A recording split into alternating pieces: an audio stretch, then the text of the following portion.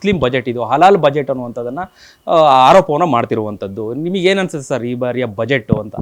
ನನಗೆ ಒಂದು ಅಲ್ಪಸಂಖ್ಯಾತರ ಗುಂಪನ್ನು ಟಾರ್ಗೆಟ್ ಮಾಡಿ ಈ ಬಜೆಟನ್ನೇ ಅವ್ರ ಬಗ್ಗೆ ಆ ರೀತಿ ಮಾತಾಡೋದು, ಇದು ಶೋಸ್ ಒಂಥರ ಒಂದು ಸಣ್ಣತನದ ಮನಸ್ಥಿತಿ, ಎಲ್ಲೋ ಒಂದು ಕಡೆ ಕೋಮುವಾದದ ಮನಸ್ಥಿತಿ ನಮಗೆ ಎದ್ದು ಕಾಣುತ್ತೆ.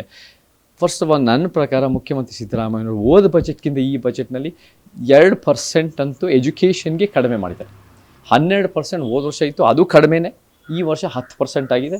ಎಜುಕೇಷನ್ ಹೆಲ್ತ್ಗೆ ದೊಡ್ಡ ಪ್ರಮಾಣದಲ್ಲಿ ಜಾಸ್ತಿ ಮಾಡಬೇಕು. ಮತ್ತು ಒಂದು ಅಲ್ಪಸಂಖ್ಯಾತ ಧರ್ಮಗುರುಗಳಿಗೆ ಅವ್ರಿಗೂ ಹೆಚ್ಚಳ ಮಾಡಿದ್ದಾರೆ, ಅವರಿಗೆ ದುಡ್ಡೆಲ್ಲ ಹೆಚ್ಚಳ ಮಾಡಿದ್ದಾರೆ. 150 ಕೋಟಿ ವಾಫ್ ಬೋರ್ಡ್ ಕೊಟ್ಟಿದ್ದಾರೆ. ಅದೆಲ್ಲ ನನ್ನ ಪ್ರಕಾರ ಧರ್ಮ ನಿರಪೇಕ್ಷತೆ ಸೆಕ್ಯುಲರಿಸಮ್ ಅಲ್ಲ. ಅದೆಲ್ಲ ನಮಗೆ ನೀವು ಮಾಡಿರ್ಬೋದು, ಬಟ್ ಅದು ಸೂಡೋ ಸೆಕ್ಯುಲರಿಸಮ್.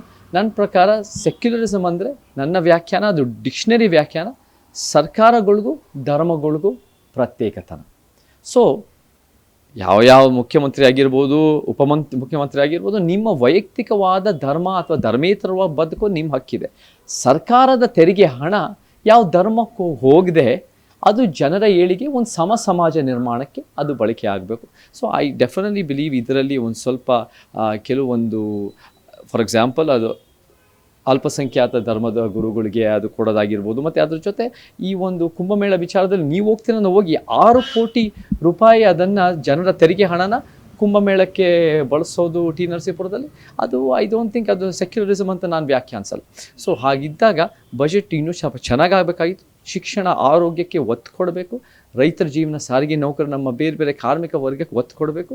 ಧರ್ಮಗಳಿಗೆ ಒತ್ತು ಕೊಡೋದು ಕಡಿಮೆ ಆಗಬೇಕು. ಬಟ್ ಅದಕ್ಕೆ ಆ ಕಾರಣಕ್ಕೆ ನೀವು ಒಂದು ಧರ್ಮನ ಅಲ್ಪಸಂಖ್ಯಾತನ ಟಾರ್ಗೆಟ್ ಮಾಡಿ ಹಲಾಲು ಮತ್ತು ಈ ರೀತಿಯ ಮುಸ್ಲಿಂ ಬಜೆಟ್ ಅಂತ ಕರೆಯೋದು ನಿಮ್ಮ ಒಂದು ಸಂಕುಚಿತ ಮನಸ್ಥಿತಿ, ನಿಮ್ಮ ಒಂದು ತಾರತಮ್ಯದ ಮನಸ್ಥಿತಿ ಅನ್ನೋದು ಅದು ಕೂಡ ನನಗೆ ಎದ್ದು ಕಾಣುತ್ತೆ.